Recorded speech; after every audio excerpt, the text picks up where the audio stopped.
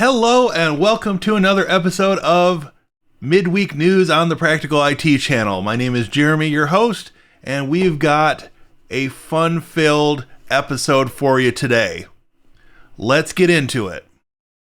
First off, we've got an article over on FastCompany.com. Artists accuse Adobe of tracking their design process to power its AI. Unfortunately, this is not going to be the last article like this, as AI takes over more things and is integrated into more products. Check out the article over on FastCompany.com. Next up, we've got a Linux malware downloader spotted in the wild.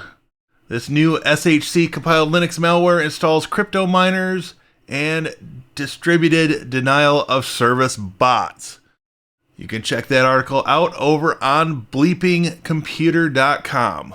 As you know, last week was the annual CES show, and one of my favorite things to come out of this, besides the announcements from AMD, of course, is the video from the CEO of iFixit on the Worston Show products of CES 2023. So check out that video. All these are going to be linked down in the description. OpenMandriva is on the rolling release bandwagon now with OpenMandriva LX Roam. So if you have an interest in OpenMandriva, check it out.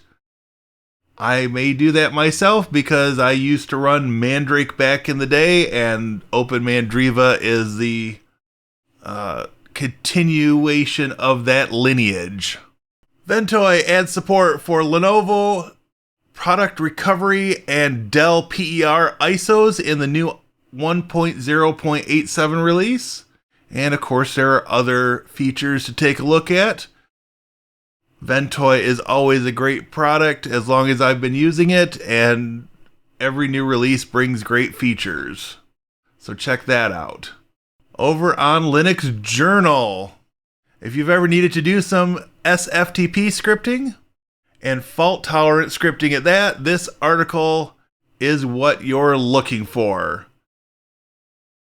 So check that out.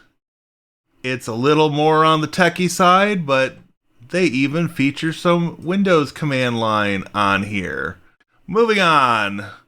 OBS 29 has been released with media key support on Linux and new filters. There's an article over on 9to5 Linux.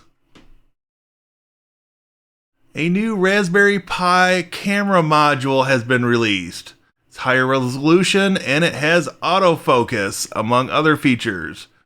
Check that out if you are a Raspberry Pi user and want some new accessories to play with. How to Forge has an article on installing the Helpy customer help desk software on Ubuntu 22.04.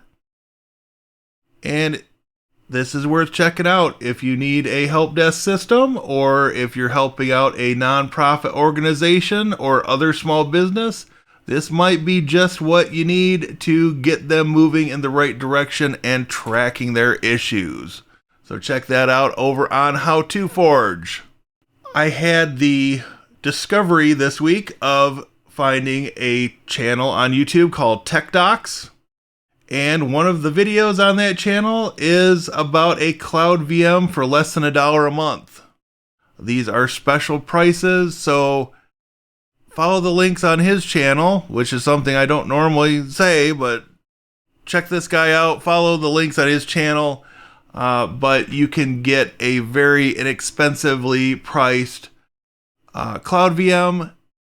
If you wanted to run something like Uptime Kuma, which allows you to track the uptime of a server or service, this might be the way to do it. You can run other Docker containers on here as well and maximize your bang for the buck. So go ahead and check that out if you're looking for something like that. Over on Slashdot, there's an article about how England is making gigabit internet a requirement for new homes. Wouldn't that be something if we could get that to happen here in the States? Maybe they've got the right idea across the pond, and maybe it will catch on. Hard to tell. If you've ever needed a reality check on why it's important to know how to use the command line, no matter what OS you use, check out this article on linuxcareers.com. While it's written with the Linux people in mind, many of the arguments made in the article are applicable for macOS and Windows as well. So go ahead and check that out on linuxcareers.com.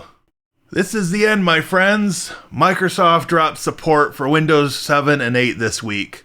While I've previously made videos urging people to migrate away from these older Windows versions, those videos seem to have fallen upon the deaf ears of people who are clinging tight to their legacy versions of Windows.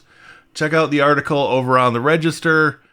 It's a nice recap of what's happening, and again, please, if you're running Windows 7 or 8, get on something that's actually supported.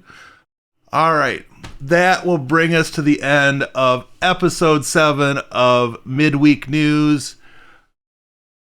If you liked this video and got something out of these news items, please take a moment to like and subscribe, leave some comments down below, and I will keep these coming out every week. Thanks again for watching. Have a great day.